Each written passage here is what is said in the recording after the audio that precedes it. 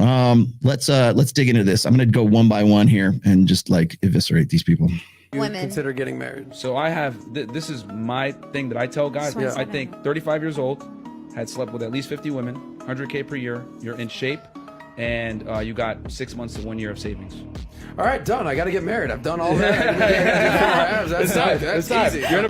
Here's the Republic right there. So that is a... Yeah, by the way, when you see that, when you see that pull in and pull out, that's his people doing that. So that's meant for dramatic effect. So here's how so there must be something important. Recipe for a terrible marriage, by the way, guys. Waiting until you're 35 and have slept with 50 women, that is a terrible recipe for marriage by every available data point. It turns out that you are much better in terms of getting married if you get married younger. No, incorrect. Actually, data, lots and lots of data show that if you get married between the ages of, say, like 18 and 21, 22, the likelihood of you having a divorce is catastrophically higher than if you get married like later on, like mid 20s. Most people, Ben Shapiro, the average age of first marriage in the United States for men is 29 years old. And I think it might even be older than that now. I think it's like more like 30. And for women, it's like 29. There is a reason for that. You want me to be on your show and you want me to school you on how that is? I will be happy to do so. But you are wrong. Yes. If you do not have a wide variety of sexual partners, all the stuff about, being in shape and having money and all the rest of it, like you should try to do that generally speaking, but this generally speaking, no. Do you think he lifts? Yeah, I don't think so. I don't think so. I don't think he lifts coffee. He lifts coffee.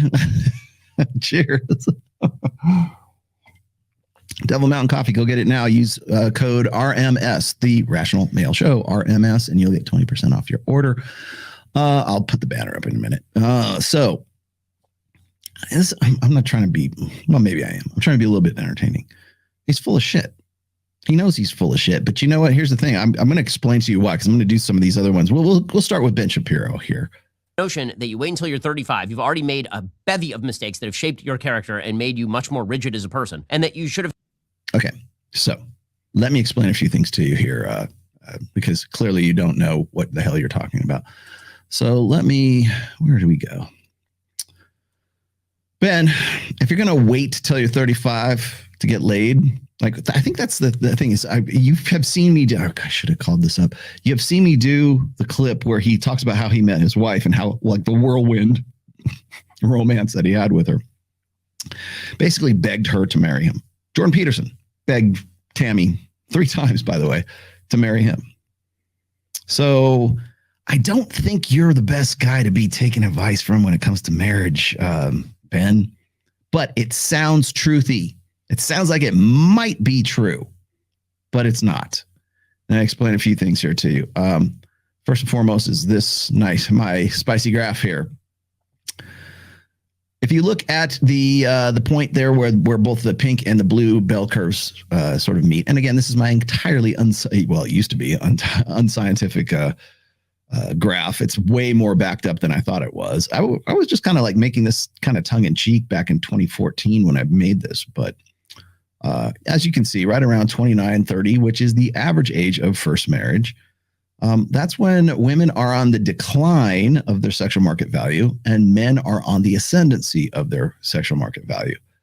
What Shapiro is telling you right now is, first of all, most women don't want to get married when they're young. They want to play the field. They want to be advertising. They want the best of the best, man. So would it behoove that? Here's the thing. Like Ben, it's not Myron you need to be telling this to. It's the bitches on the show that you need to be telling it to. It's the girls on whatever podcast that you need to be wagging your finger at. You need to get married early, young ladies. You're not living right. If you would, like, imagine him saying that to girls on whatever podcast. Or you know what?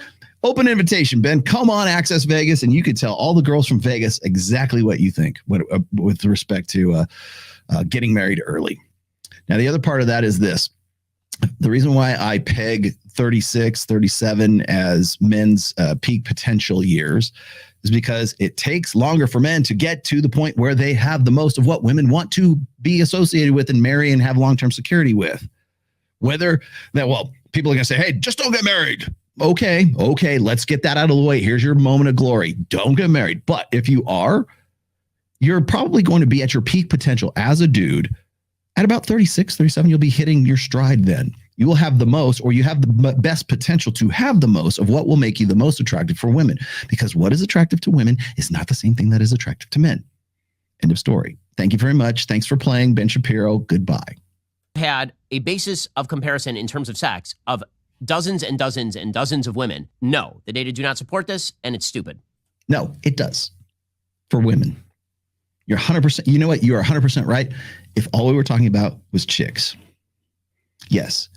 The more sexual partners that women have, the worse off they are. The higher the instance of divorce, the higher the instance of depression, the higher the instance of STDs, clearly, the higher the instance of marital dissatisfaction. That's a very important distinction to make, because that's how they, unhappiness. I don't like to use the term unhappiness, right? Because, I mean, if I went in the next room and I asked my wife, are you happy? She'd be like, well, yeah. But if our dog dies or something like that, then are you happy? No. Well, stop it with that bullshit. Okay. It's marital satisfaction or dissatisfaction. And who do they ask when it comes? Who do you think, if you were to ask, like if you did a poll of Americans between the ages of, let's just say 24, that's good. Yeah. Okay. 24 range. All the way up to prime working demographic. Let's do it. 25 to 45 or 44. I believe that's how Morgan Stanley rates it.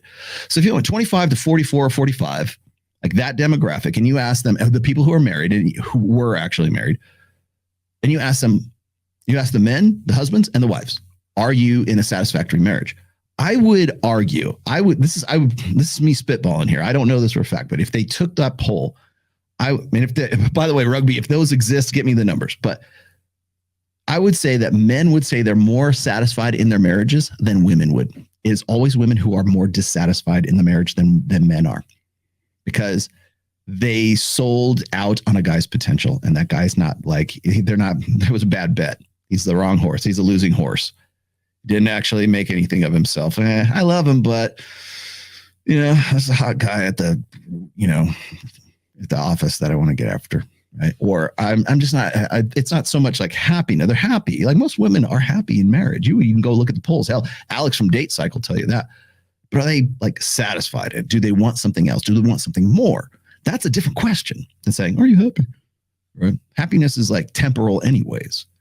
But I would argue that men would say they have more marital satisfaction than women would. Because your men are always playing up to try to satisfy women. If mama ain't happy, nobody's happy, right? Happy wife, happy life. Yeah, those guys who tell you that, they will probably tell you, I love being married.